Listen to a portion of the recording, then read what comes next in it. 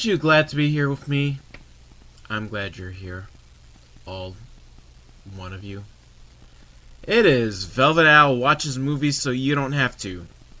The only place where you can hear Velvet Owl, and that is me. I am the only Velvet Owl out there. And that's the wonderful thing about Velvet Owls.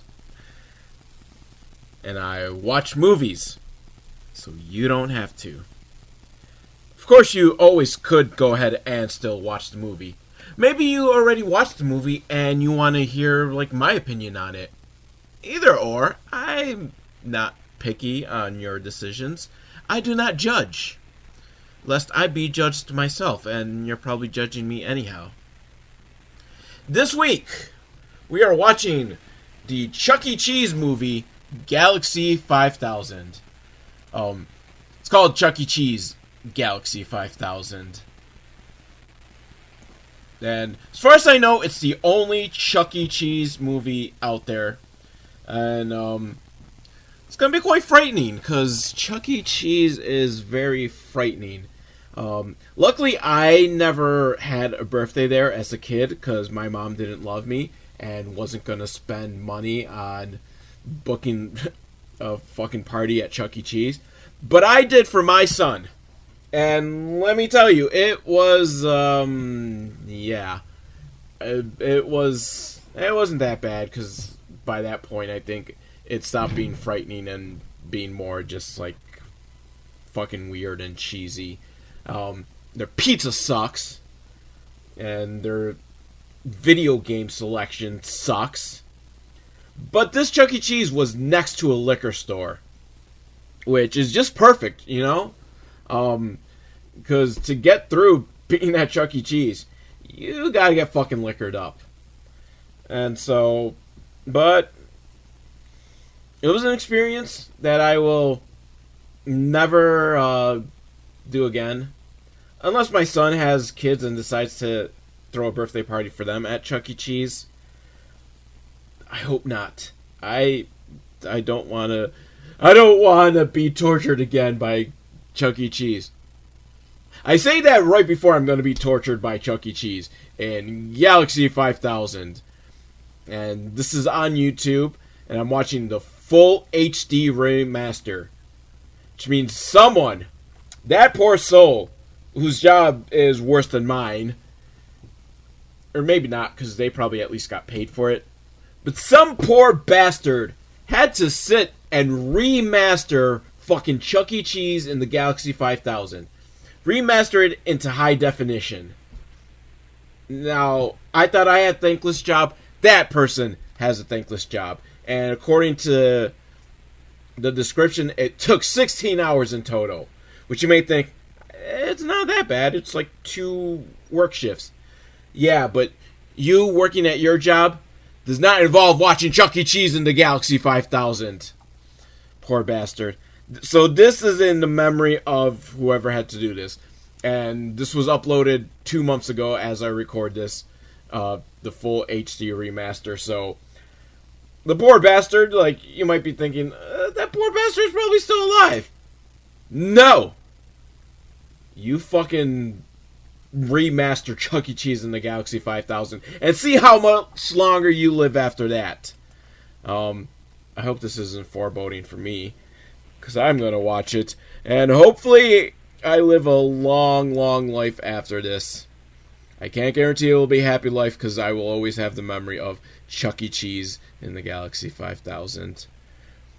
As usual, I am just rambling to procrastinate on actually starting the movie, but I might as well just press play, like Aerosmith once told us, long after they stopped being good. So we start off at a Chuck E. Cheese restaurant, and the camera's walking around while many families just wave hi to the camera. I don't know who the camera's supposed to be. It's us, the everyday viewer.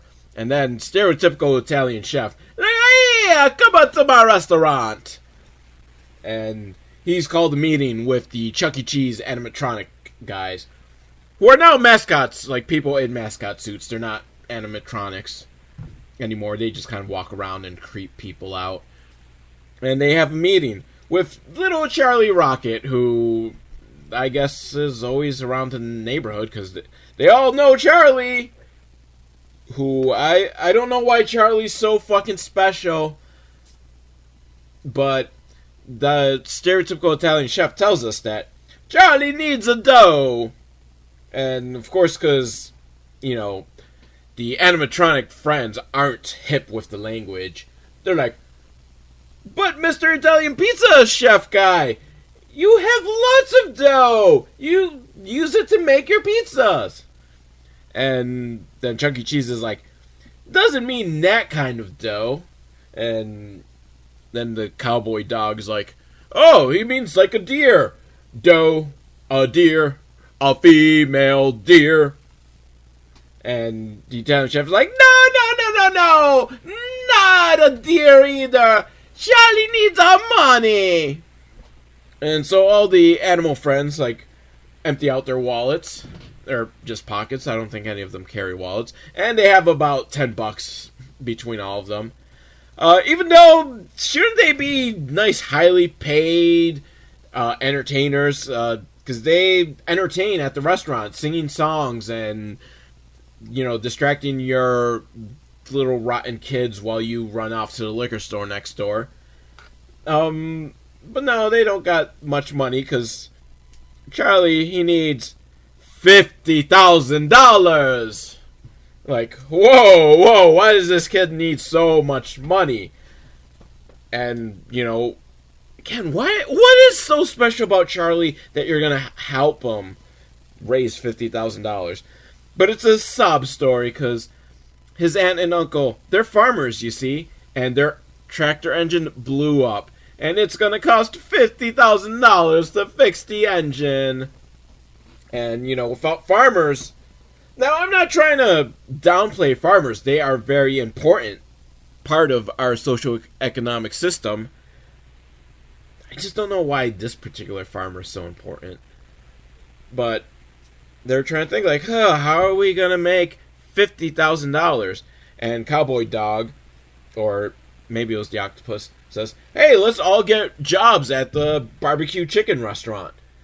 Which upsets the chicken cheerleader, as you might imagine, because, you know, her family is being, like, killed.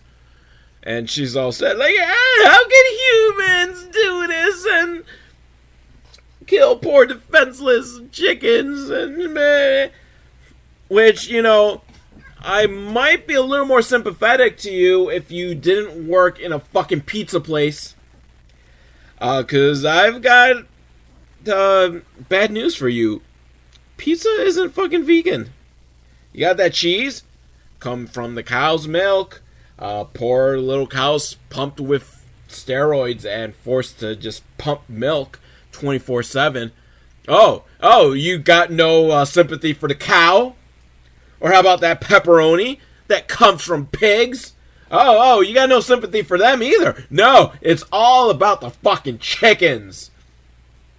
And, you know, poor Charlie needs $50,000, and you can't swallow your pride and go work at a barbecue chicken place. That will probably take you, like, 50 years to raise the $50,000. But there's 4 of you, so if 4 of you get the job, you know, about 3 years, maybe, you can raise this. I have faith in you guys. I think you can do it. No, they're probably going to look for some other way, because, you know, little fucking Charlie Rocket here, he doesn't have 3 years to earn $50,000. No, he's going to fucking rob a bank. Oh, please tell me your plan is to rob a bank. But stereotypical Italian chef, he has an idea. Because there's the Galaxy 5000 race, which takes place on the planet Orion. Is Orion a planet? I'm pretty sure it is. How sad is it that I don't know the planets? Orion's not a planet. It's a fucking constellation. So now I'm pissed off.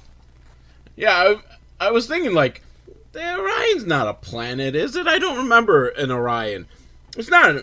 It's a constellation. So already, what the fuck, fact checkers? You didn't, like, go and look up what the actual names of planets are? Like, you couldn't put it, like, on planet Neptune or Saturn's. And I think it's supposed to be Saturn because it's got rings. There's also rings around Uranus. Actually, it would have been awesome if this movie took place on Uranus. I feel like maybe the scriptwriters originally were like, yeah, this race takes place on Uranus. And someone said, like, okay, guys, can't do that. So, the race is on the planet Uranian. Oh, man. Orion. And the winner gets, like, 50 kilar or whatever, which converts to approximately 52,000 American dollars. Which, you know, is going to help because you got the 50,000 to help Charlie Rocket and 2,000 to cover the amount of fuel I imagine it'll take to get to fucking Orion, which isn't a planet in our solar system, so going like several light years. I don't know how exactly you plan on making it to the planet Orion and getting back while Charlie Rocket still is alive. But they won't age.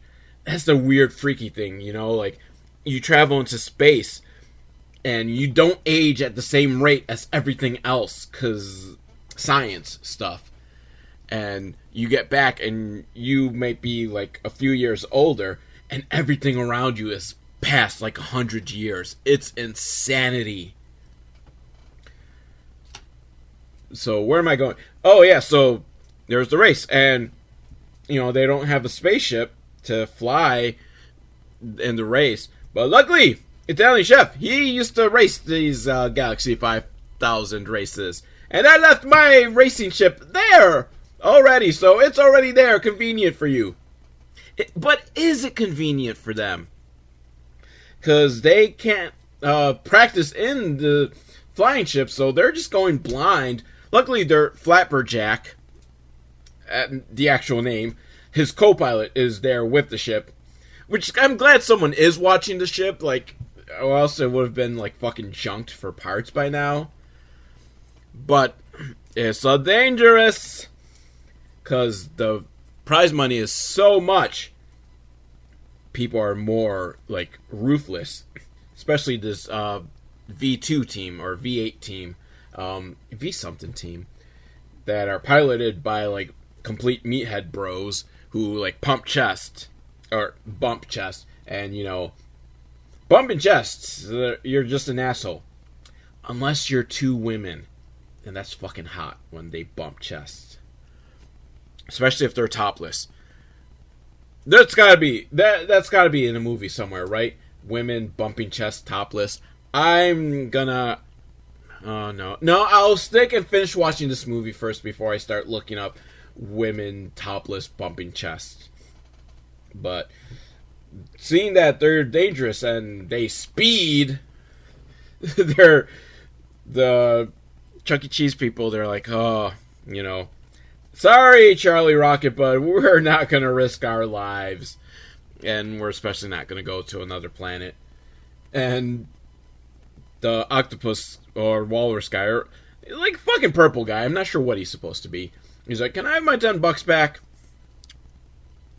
Which, I mean, you might think like, oh, that's kind of an asshole thing, but $10 isn't really going to help Charlie Rocket at this point, so yeah, I might as well take my $10 back. Then Chucky says, hey guys, do you smell that? And they start sniffing around. And everyone in the restaurant starts sniffing around. Were they just fucking eavesdropping on what's going on? Like, or is it just, you know, one table starts sniffing and they see, then another table sees those guys sniffing, like, oh, I wonder what they're sniffing. I'm gonna sniff too. And no one can figure out what the smell is. The smell is the smell of adventure. And Chucky breaks into a big song and dance number. And everyone in the restaurant starts dancing with them. And this convinces the rest of the animatronic friends, like, let's go on this adventure. And everyone in the restaurant is just so super happy and cheering for them.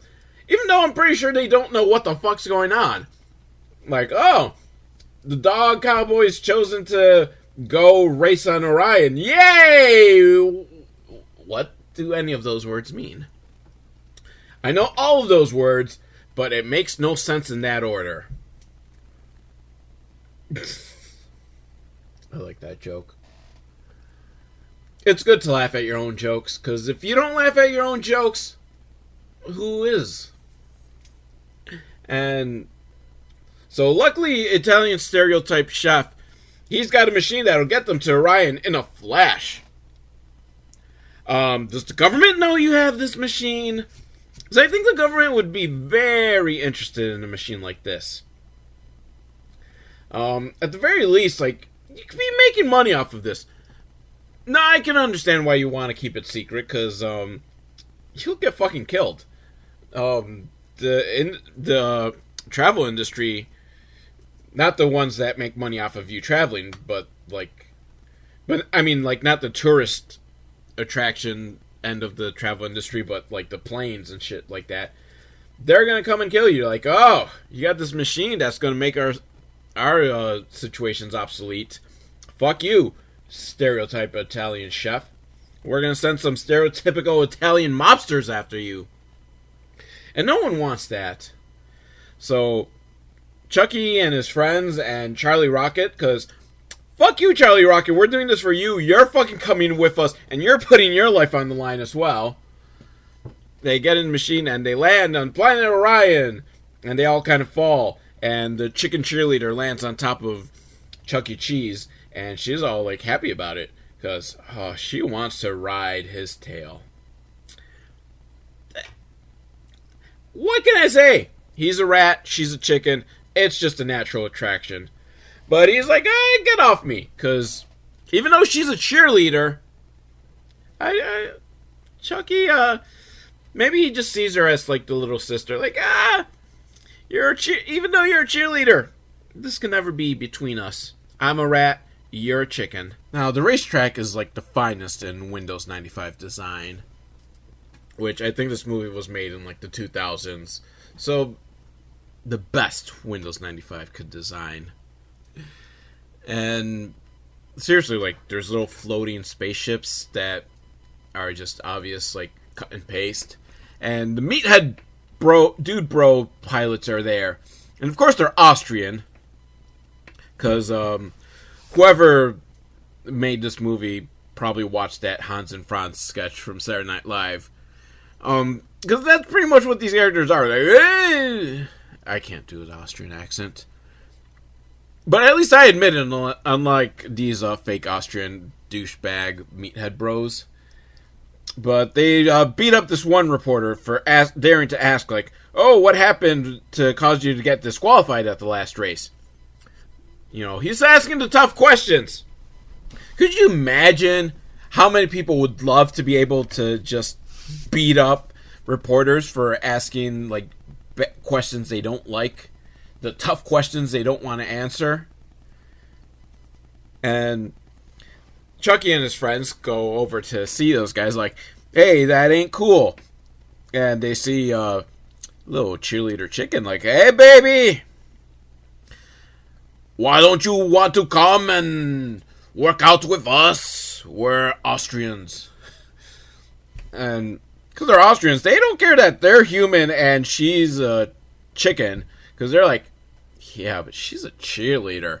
We will fuck chicken pussy.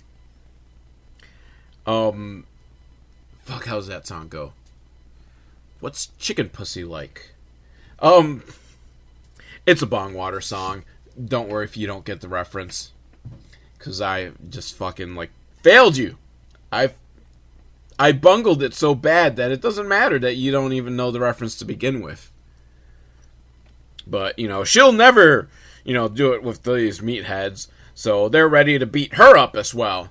And, you know, Chucky's going to jump to her defense. The other guys are kind of like, yeah, Chucky, you go defend her. But luckily, the head of the Vega 2 meatheads, He's a doctor in a white coat. Not a doctor, but he's just like, he's got a white coat and a white hat. And he called himself a doctor. And, doctor, give me the news. He's saying, Vega 2, you're gonna prove that you're better on the racetrack, not here. So, oof! Good for Chucky and his friends.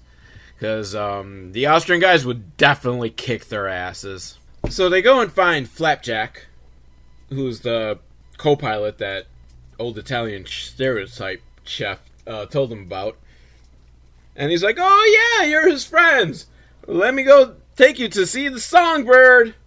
And everyone's like, songbird? He told us you had a plane. That's just crazy. Because these people just, these fucking animatronics, and even Charlie Rocket don't understand that, you know, things can be called names. Like, just because it's a songbird doesn't mean it's an actual bird. It's a plane. Not a very good one. It looks like a piece of junk. Kind of looks like a Volvo with no wheels. And not just that, you know, it's designed with no wheels. It looks like there's the slot for wheels. The wheels have just been stolen. So, like, the car's just on cinder blocks at this point. But it's okay, because he's going to get it up and running. And Flapjack is like an old cowboy dude. So he and Cowboy Dog should just get along fine. And while he's off doing something, this hot blonde groupie chick is there, and she's like, oh, are you racers? I just love racers. And the guys are all falling over themselves, like, oh yeah, race, yeah, we're gonna race real good. And the cheerleader chick is just like, because she just doesn't like it that, you know, that this blonde girl is getting, like, all the attention. And I guess we're seeing that, you know, Chucky's relation with the chicken, it has nothing to do with, like, them being interspecies. Because he is perfectly fine with macking it to a human. Which, so far on the planet Orion, I've only seen humans. I mean, this is like the biggest race in the galaxy. There's got to be some aliens here, right? Because, I mean, the prize money isn't even in, like, any sort of Earth currency. So, we gotta... But so far, everyone's just been a human that speaks English. They did not work very hard on this, did they? But she's all, like, just going all crazy. And she's like, oh, Mr. Rat, sir, I was hoping that you would come have a date with me at the soda shop, but it looks like you're taken. And he's like, oh, no, she's just a friend. She's one of the guys. Oh, Chicken Cheerleader just got friend-zoned. Just, I feel bad for you, baby. And she storms off, and everyone's like, what's that about? I don't know. I don't understand women. But yeah, I'll see you, groupie girl, at the soda shop. Because apparently there's soda shops here in space. So Cheerleader Chicken goes to the soda shop. After hours, I think. I don't know. She seems to be by herself. And she sings a sad song about how she loves Chucky, and Chucky doesn't seem to know she even exists. She's just a friend. And like, Chuck, you got what I need, but you say I'm just a friend. You say I'm just a friend. Oh, Chuck, you got what I need, but you say I'm just a friend. You say I'm just a friend.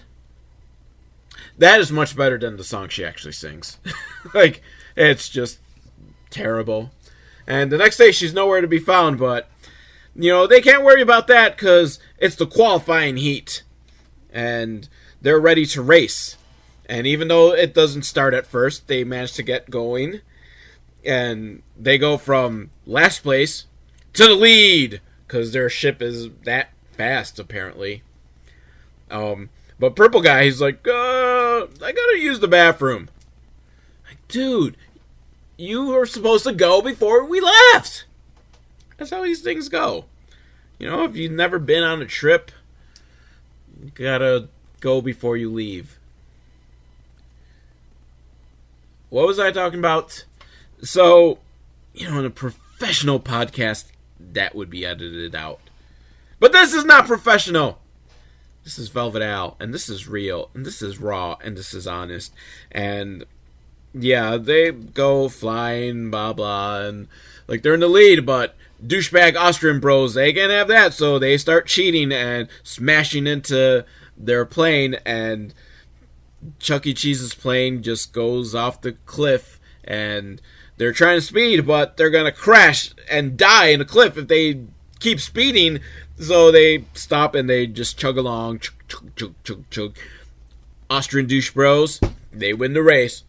All right. Hear me now and hear me later. We won the race. And Chuck and the gang, they're dead last. Oh no!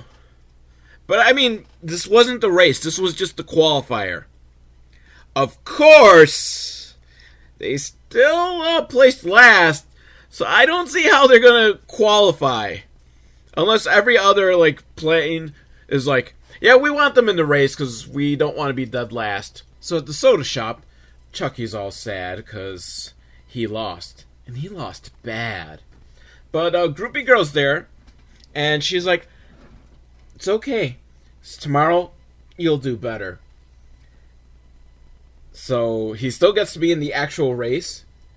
I don't follow racing, so I don't know how it works. And plus, this is alien racing, so there could be something completely different. But isn't a qualifier meant to see who actually gets into the actual race? Or is it just it determines, like, what order you get the race? Like, you know, you're in the front if you won the qualifier, and obviously they'll be in the back. Because there's a lot of cars, so they can't just all line up perfectly at the racetrack. And plus, whoever's, like, on the inside kind of has an edge, I think. I don't know. I know nothing about racing, but even though Chucky has lost the qualifier, he still has a chance to win the actual race and win the $52,000. 2,000 of which will pay back the soda they're drinking at the soda shop. But Groupie Girl's, yeah, she's just there giving them love and support. And then in comes in who comes in? Sorry, I got a text and it totally threw me off. So in comes the Austrian douchebag bros, and they've got the chicken cheerleader. And it's like, wow, women just really love a winner. Except for Groupie Girl, which I have to lean towards Groupie Girl now, because she doesn't care that Chucky lost the race. She is still going to be by his side, while chicken cheerleader, which, okay, she's a spurned lover, and that's probably really the reason she's with the Austrians, but, you know, and the Austrians make fun of Chucky, and Groupie Girl defends him and says, I don't care that he's a loser, it doesn't embarrass me, and the Austrians are like, oh, I'm gonna laugh so hard, I'm gonna pee myself, and one of them actually does pee himself. Fantastic, great writing, great joke. And then once they leave, the cowboy dog starts singing a sad country song about how they have no chance of winning the race. And while he performs this song, the aliens, who look like humans in makeup, it's interesting how the only creatures on this planet that don't look like humans are from Earth. That is pretty fantastic. But whatchamacallit. So, but they're line dancing and they're very happy. So I think something's lost in translation. And they don't realize this is supposed to be a sad song. So the chicken cheerleader has gone off with the Austrian meatheads. And, oh, she's just being really charming. Like, oh, you guys have such great muscles and great racers. But See, she's fishing to find out the truth about them. See, she's not really wanting to bone some meatheads. She's like, oh, is there any special thing you use to help you win races? And since they're dumb, they're like, oh yeah, we use the Zoom gas. And she's like, you're cheating. Like, oh, no, there's no Zoom gas. Dr. Zoom told us to say that there is no Zoom gas, no whatsoever. And Dr. Zoom shows up, like, yeah, well, she already knows, so I might as well go into a song and dance number about the Zoom gas. And, the less we say about that, the better. So, Dr. Zoom tells the chicken cheerleader that, you know, he can't let her leave because he can't let anyone know about the Zoom gas. And she's like, I won't tell anyone. And he's like, yeah, you're not, because tomorrow you'll be juicified. And I don't know what that means. I thought, like, maybe he would just, like, threaten to, you know, like, grill her or something, like, barbecue her, because she's chicken. But, no. You know, does Chuck E. Cheese have chicken fingers, now that I think about it?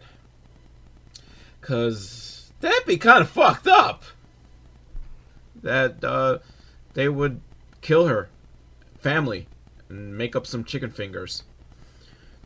But, no, they're juicifying, so maybe on this planet they drink chicken juice.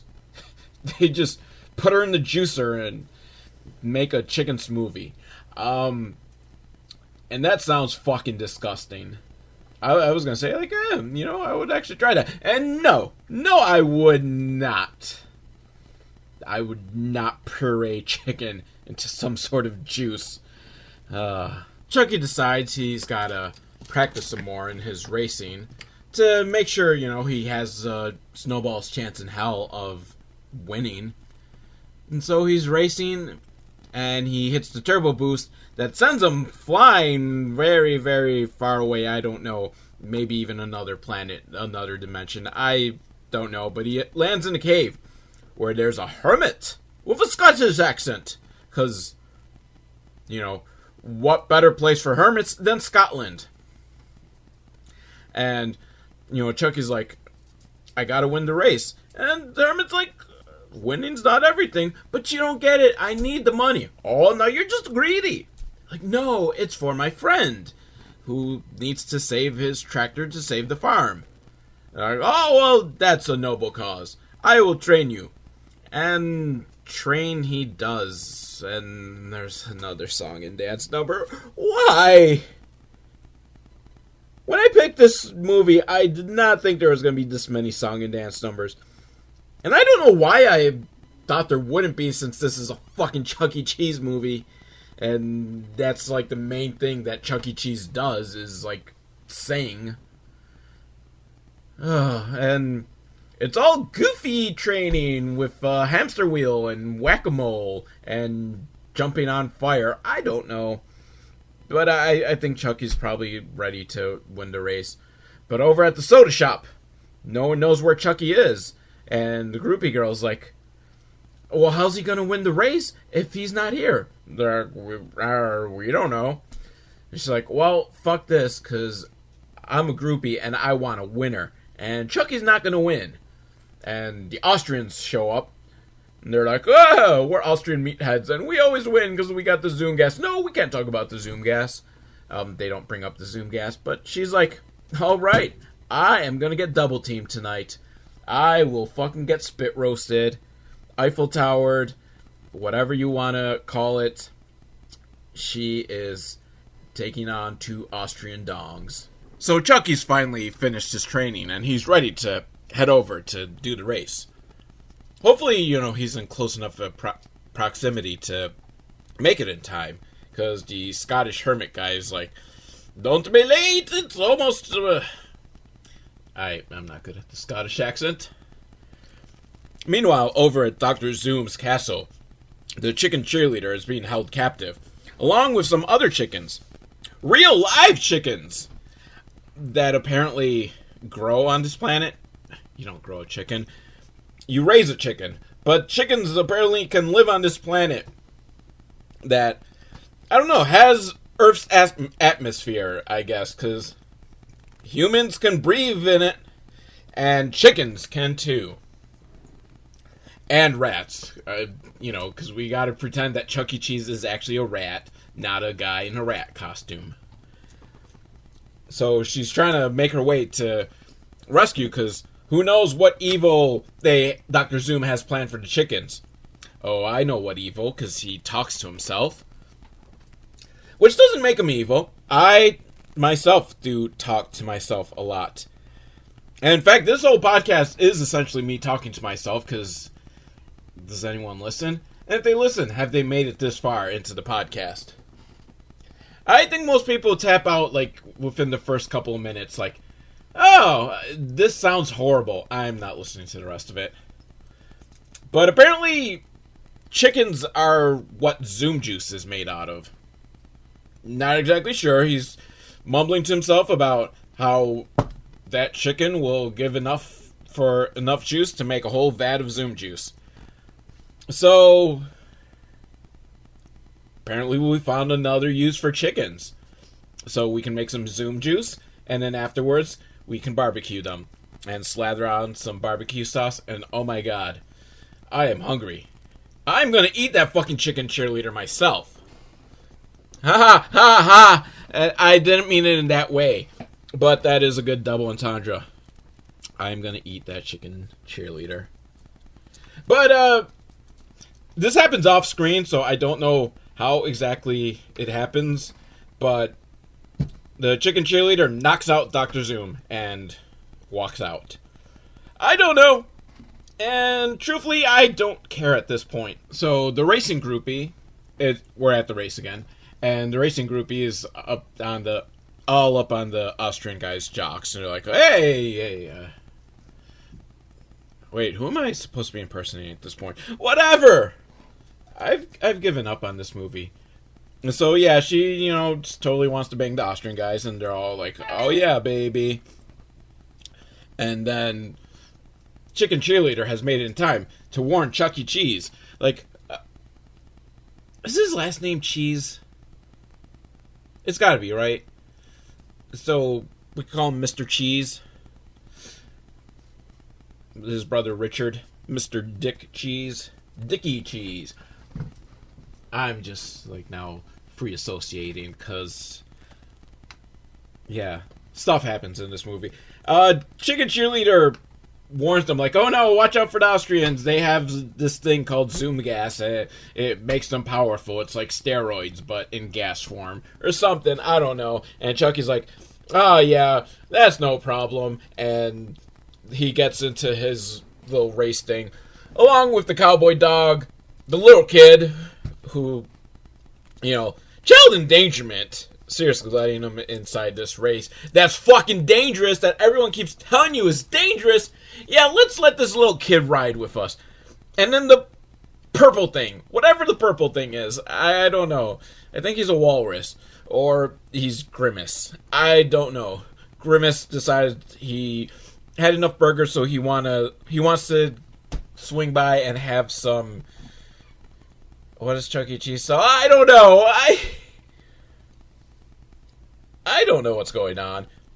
Then there's the race, which is one of the finest races I've ever seen on Microsoft 95.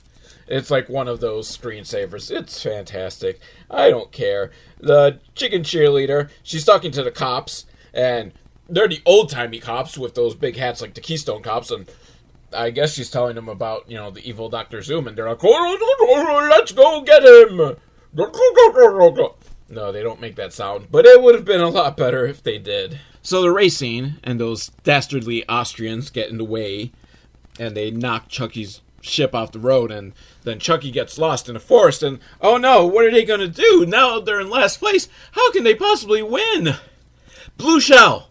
Oh, wait, this isn't Mario Kart.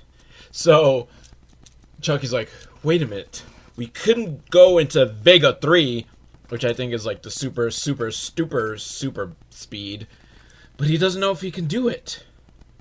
And the little boy Charlie is like, I believe in you, Chucky. And that's all it takes. So I guess it's a good thing that they endangered this child's life to bring him on, because he gives Chucky the confidence to hit Vega 3, and boom! Photo finish! Chucky's team wins. So, alright. Oh, meanwhile, the end of the race, they fucking everyone's singing. Chucky's singing about how they're going to get into the lead and win, and the Austrians are singing about Zoom gas.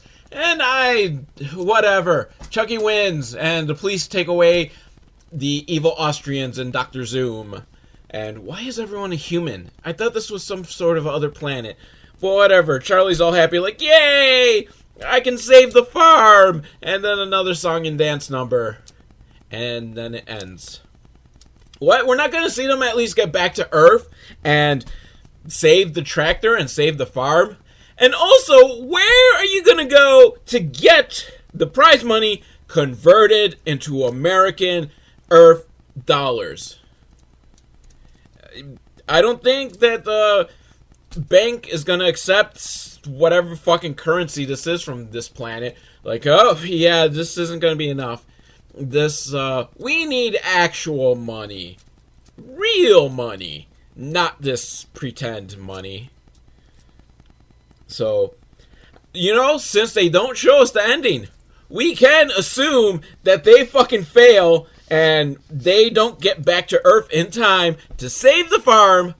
Because remember, while it's going to be a short time for them traveling, time on Earth is still going to go at its pace. And when they get back, everyone they known and love have grown old or died, and the farm is gone. And that's what I'm going with. I'm sorry, makers of the Chuck E. Cheese movie.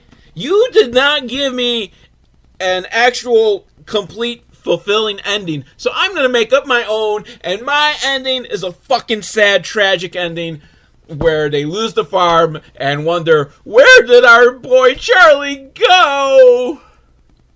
And he comes back. Farms owned by the corporations. His aunt and uncle are dead, buried next to his mom and dad, who I assume are already dead. And, the whole Chuck E. Cheese franchise is just gone. Fucking stereotypical Italian guy, he's dead. And now a bunch of mobsters run the pizza place. This is a very sad ending that Chuck E. Cheese movie took. Hey, don't look at me. The filmmakers did not give me a definitive ending and allowed me to make up my own ending. And that is what happens when you don't give me an ending, is that I imagine the worst possible scenarios. Now, since this movie was short, and I'm going to torture you because this is a regular full-length episode, so I'm going to stretch it out a little more. I'm kind of scared. So sometimes when I watch a short movie, I like to throw in like an extra, like watching a TV show or something. And this one I'm scared for. It's the pilot episode of Where's Rodney? And you might be thinking, I've never heard of that show. What is that show? It is a sitcom vehicle for Rodney Dangerfield. And you're probably thinking to yourself, wait a minute, I don't remember Rodney Dangerfield having a sitcom. That's because this is one of those sitcom pilots that never got picked up. So that scares me, because you took Rodney Dangerfield and you made something so awful that it just couldn't be shown to the world. And I love Rodney Dangerfield. He is fucking hilarious. And you know how much I love Rodney Dangerfield? I fucking saw Meet Wally Sparks in the theater. And I did not regret it. That is how much I love Rodney Dangerfield. So, you created something with Rodney Dangerfield that couldn't even meet the standards of Meet Wally Sparks. Which I guess is saying something. What was that? No, I'm gonna look it up to see what the actual title, because this was an even worse movie that made it out to the world. Let me look up Rodney Dangerfield's filmography. I think it was called like The Five Wives or something. And it was horrible. And, you know, I still was like, well, yeah, My Five Wives. Which is like, it was bad. But it was Rodney Dangerfield, so I was able to make it through it. It wasn't on the level of Ladybugs. Fucking Ladybugs is a good movie, though. Back to School and Ladybugs, I think, are great movies. Oh, and Caddyshack, if you want to go Caddyshack. I never liked Caddyshack. I liked pieces of Caddyshack. I just didn't like it as a whole. But Rodney Dangerfield's parts, of course, were fucking awesome, because it's Rodney Dangerfield. And I did like Bill Murray's parts, because, you know, it's Bill Murray. And I liked the Gopher, because I fucking love Gophers. So, Caddyshack should have been like a home run, but it just wasn't quite there for me. But, Rover Dangerfield. See, Rover Dangerfield made it out to the world, but where's Rodney? Just couldn't make it into the world. No one was like, yes, let's let Rodney Dangerfield have his show. And I'm going off. George Carlin had a show. And again, George Carlin is like the fucking greatest stand-up ever. But that show was horrible. But that made it to the air.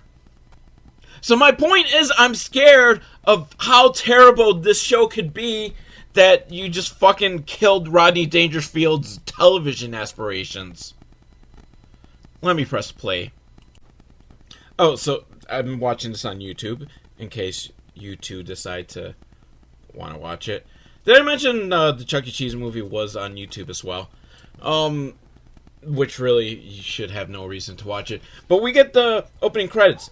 So we've got the theme song that's basically just, "Where's Rodney? Where's Rodney?" Followed up by one of Rodney's patented one-liners. Like, I can't even do it justice, because I already forgot them. He's like so rapid fire with them that it's like,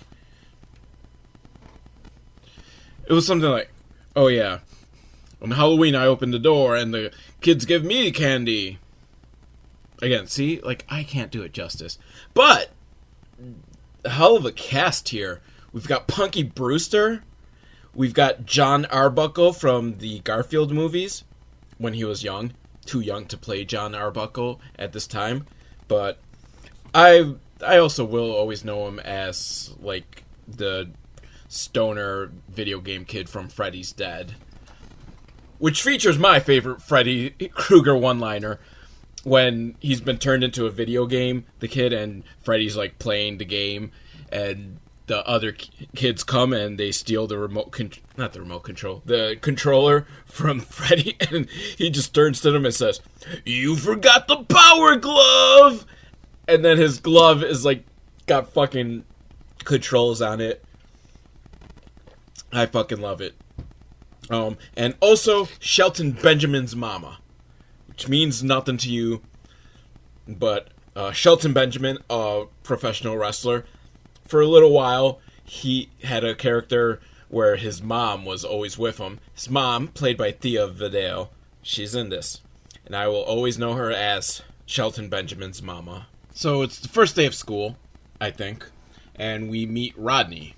Not Rodney Dangerfield, Rodney the high schooler, who looks like Doogie Howser with a mullet. Pretty fucking awesome mullet, if you ask me. I think the mullet has always been fucking maligned for no reason. Just, it's the whole, like, oh, I'm better than you. Fuck you, mullets rock. And he wears a tie, because he's a nerd. Except he's not a nerd. He's like a loser nerd. He's like the not smart nerd. And he's in class, and he sees a hot chick, and he's totally in love with her because she's hot. But unfortunately, she's with, like, this total delinquent guy with a leather jacket. Which, you know, I can't blame her. If you had a leather jacket in high school, that was just, you were a stud. You were gonna get all the pussy. And Rodney, you kind of just have no chance. But he decides, while the teacher, played by Shelton Benjamin's mama, has her back turned, Rodney throws a banana at the leather jacket guy. Awesome. That is a smooth move. And leather jacket guy's like, "Grr." And so, class lets out, and Rodney's telling his friends, like, I just get no respect. Ha, get it? Because that's Rodney Dangerfield's catchphrase. And Rodney opens up, teenage Rodney. Oh, this is going to get confusing, isn't it? Teen Rodney opens up his locker, and there's a fucking huge picture of Rodney Dangerfield on his locker. I see why you're not popular. Again, I love Rodney Dangerfield. I would probably not put a fucking huge picture of him on my locker. And then the hot chick's walking by, because she's a cheerleader. Because she's hot and she's a cheerleader. I see why Teen Rodney wants her. And she's walking with the other cheerleaders. But Teen Rodney decides to walk up to her and tries to, be all smooth and talk to her. And she says, like, oh, well, I gotta go change. And he's like, can I help? Smooth move. You know what? If you were in a leather jacket, you would have gotten some right there. But no, because you've got a tie and you worship Rodney Dangerfield. Nothing. You're not getting any cheerleader cheerleader tail. You are not going to get to help her change. This is why I tell you.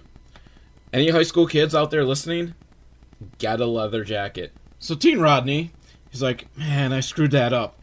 I wish Rodney Dangerfield were here to give me advice.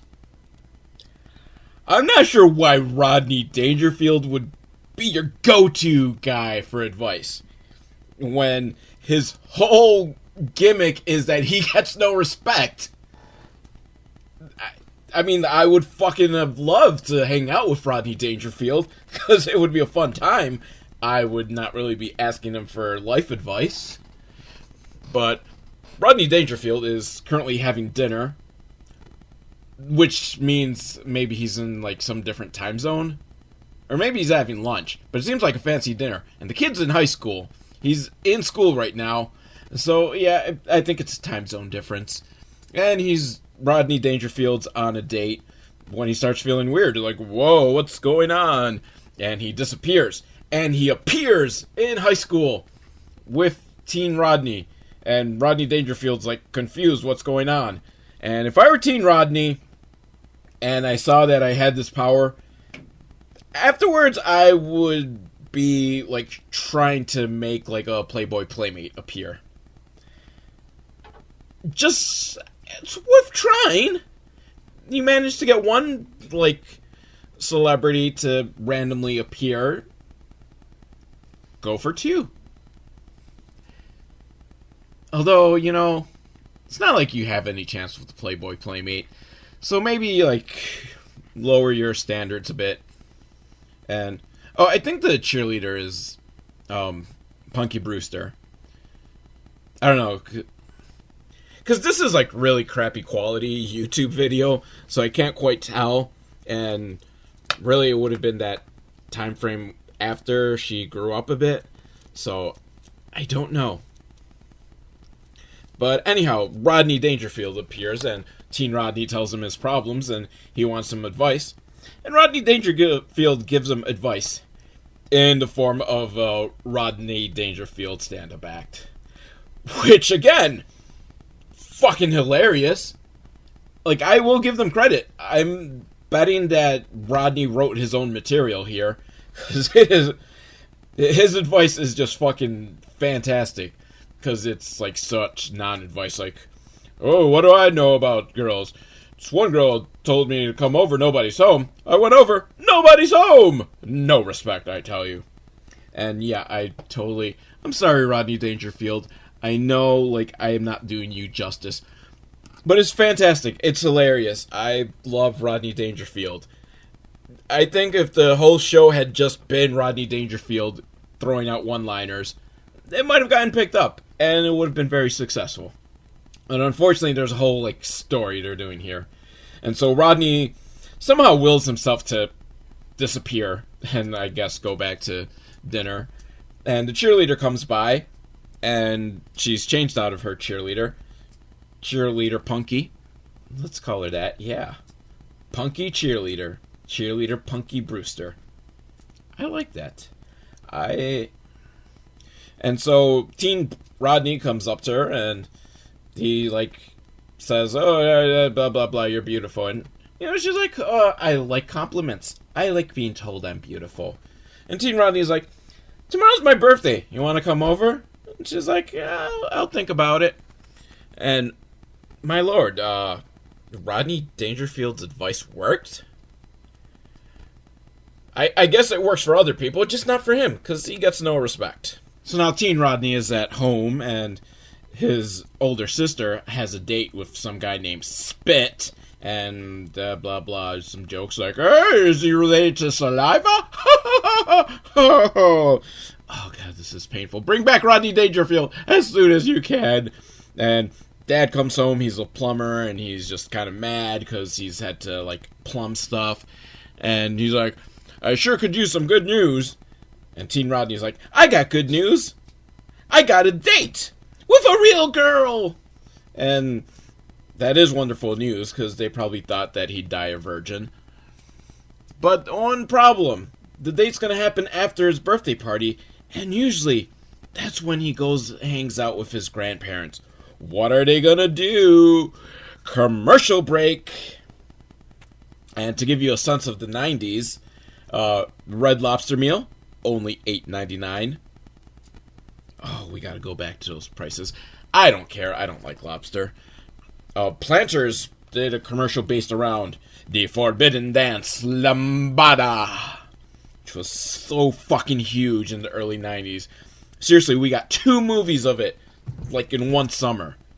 Because Lambada, the Forbidden Dance. And does anyone care about the Lambada these days? It's all about twerking. Like, who cares about the Forbidden Dance when you've got twerking? Let's bring back the Forbidden Dance. Let's bring back Lambada. And then there's some commercials for some hit shows coming up on NBC. We've got Singer and Sons and Dear John and a little show that you might have heard of called Seinfeld. It's like season 1 commercial for Seinfeld. That's kind of crazy. It's like, wow, they're not even telling us that this is like the fucking biggest sitcom ever. It's like, oh yeah, hey, check out Seinfeld, along with Dear John and Unsolved Mysteries, where a guy's job was not worth being murdered over. And this that I am going to play for you, because this is fantastic. It's they're gonna send a message to the kids through the old hip-hop music. Life is more important than material things. You don't need all the gold and the diamond rings. Yeah, you make a lot of money and you make it fast. You get busted, you go straight to a jail. Man, it's going on. Police are getting serious. I don't mean to this, but you gotta get out of this. Straight up, man, it's a known fact. It ain't enough money that can get your life back. Straight up, freeze. Straight up, freeze. Straight up, freeze. Straight up, police. Yo, little brother, what's up with these joints? You wanna make a lot of money and be a thug? You want these fancy cars, a bunch of money, but then you go to jail like all the other dudes. Straight up, it ain't cool. You know it ain't safe. So you got enough millimeter in your face. It's a game you can't win, so don't try to play. Let's spread the word from New York to LA. We're here to tell you that drugs are for something. Straight up, police. Straight up, freeze. Straight up, police. That was the Partnership for Drug-Free America, that I think is somehow intertwined with DARE, Drug Abuse Resistance Education. And yeah, if you were around for, I don't know if they still do DARE education programs, but if you were around back then, they tried to really get with the kids through the popular music of the time. And if anyone remembers the fucking great Dare theme song, Dare to keep a kid off drugs. I wonder if I could find that. Because that is more entertaining than whatever's been happening with Where's Rodney. I wonder if just using this like rap song about stay off drugs because it's gonna, ruin your life because the police are after you. I wonder if that's gonna hit me with a whatchamacallit, copyright strike. Oh, yeah, we do have it. Take notes, I'm not gonna repeat myself. Okay, this is gonna hit me with a strike. Fucking commercial for Peacock. Come on, come on.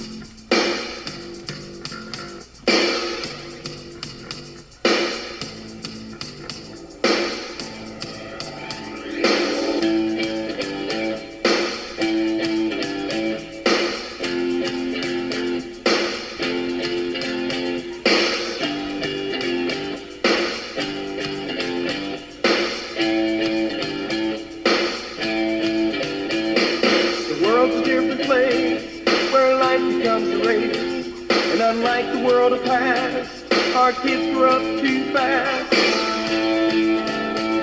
So what they see in store is the threats about war. And the deadly game they're taught is that happiness is bought. So the children of today have been turned for child's play. They feel they're all alone and even strangers in their home. So they hide the pain and tears, they destroy the youthful years by giving up on love and hugs and escaping into drugs. And if we say that we won't help because the problem isn't mine, then it's more than just a shame, but it's caring is the crime. Yeah, to keep a kid off drugs. Yeah, to keep a kid off dope.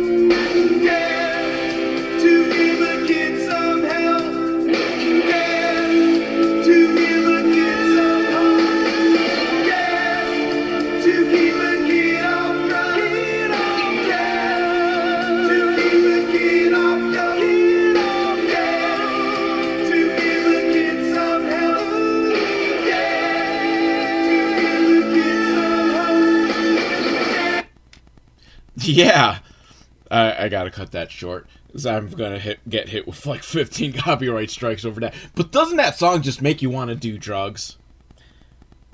I don't think that was the purpose of it. I think it was supposed to make you not want to do drugs. But come on, that is fucking like, just at the very least smoke a bowl and just pump your fist to it. Like, God, this is fucking like just 70s arena rock. I love it. It's fucking Air Supply. I want Air Supply to cover that song. Yeah, I probably should get back to watching Where's Rodney, shouldn't I? I don't want to, but okay. But I will be playing in my head, there to keep a kid off drugs, there to keep a kid off dope. Now, it's the day of the birthday party, and we're in Teen Rodney's room, and I think he's a stalker. I think his love for Rodney Dangerfield's a little unsettling, because it's only posters of Rodney Dangerfield and various Rodney Dangerfield movies on the wall, and a cardboard cutout of Rodney Dangerfield. I worry about this kid. I mean, having pictures and posters of people you idolize is okay, but you're 14. You've got many interests, right? There's other people you like. Some bands maybe you like. Another movie you like. I'm frightened. And his friends come in. And Punky Brewster's one of the friends. She's not the cheerleader. She's one of his friends. The only female friend that obviously is harboring a crush on him, because she's like, I don't see what's so great about the cheerleader. Yeah, you just like her because everyone thinks she's pretty. Which, yes. Like, He's 14. Of course he's gonna go for who everyone thinks is hot. That's what you do when you're 14. Doesn't excuse it, doesn't make him a good person, makes him a horrible person. But here's the thing, when you're 14, you are a horrible person. It's just genetics and biology. So they go to the party, and cheerleader hasn't shown up yet, and he's getting his gifts, including a cowboy outfit from his aunt, who apparently thinks he's still like 6. And he's got to put the costume on to try it out to let his aunt see how it goes. And of course, that's the exact moment that the cheerleader walks in, like, oh, how embarrassing, you saw me wear a cowboy hat and cowboy belt. And so, he still hasn't decided, is he gonna go with the cheerleader after the party, or is he gonna stick with his grandparents?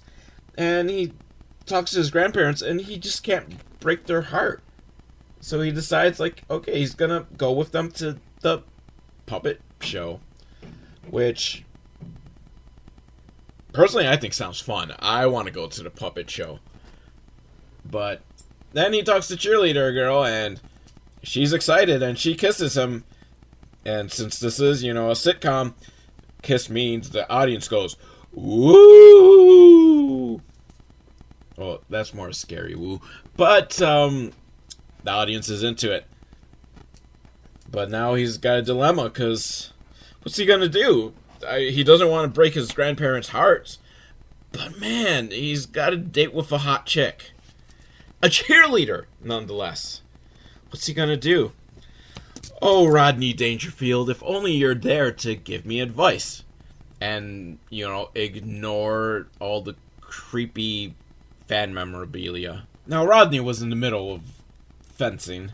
That thing where, they have the pretend swords, and they've got the full body suits, and they pretend to duel with swords. Ooh. What the fuck was that for? But unfortunately, since Teen Rodney called for him, Rodney Dangerfield disappears. It's a good thing that Teen Rodney has not called for Rodney Dangerfield while Rodney was taking a shit or something. That would just be, very inappropriate. And what would happen? If he's in the middle of dropping a turd, does he then drop the turd wherever Teen Rodney is? Oops, you should be a little more careful with that. And, Teen Rodney spells his troubles do I go on a date with the hot cheerleader, or do I go on a date with my grandparents?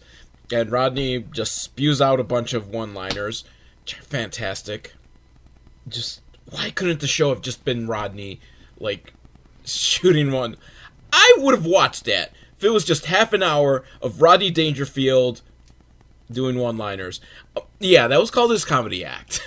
So of course, yeah, I would watch any one of his comedy specials over this show. But Rodney gives some good advice. He should try to do a double date. The cheerleader and his grandparents. And they're all into it. They're like, yeah, let's double date. We'll go to a movie. And Teen Rodney thinks, wow, everything's gone great. And the next day, he's telling his friends, man, this was just fantastic. And Teen Rodney's wearing a back-to-school shirt of the classic Rodney Dangerfield film, which you could have gotten back then. I want one. I want one now. I'm going to search for it. I'm going to find it. I will get a back-to-school t-shirt. And Teen Rodney thinks everything's great until he sees the cheerleader walk by with her leather jacket boyfriend. And, okay, I'm not an expert on women, but I'm going to say it's the fact that he has a leather jacket and you have a creepy Rodney Dangerfield obsession. I think that might be why she's leaning towards him. But, his friends are good friends, and, they try to cheer him up, oh, yeah, she wasn't even that pretty, and she's growing a mustache. Soon she's going to look like Tom Selleck. And, I don't know, I think Tom Selleck's mustache is kind of sexy. I think if a cheerleader had Tom Selleck's mustache, I would be on that. That, you know what? That image is going into my spank bank. So, and then Rodney Dangerfield shows up to just give him one last one-liner to make him feel good or something. Yeah. And that's over. Mercifully.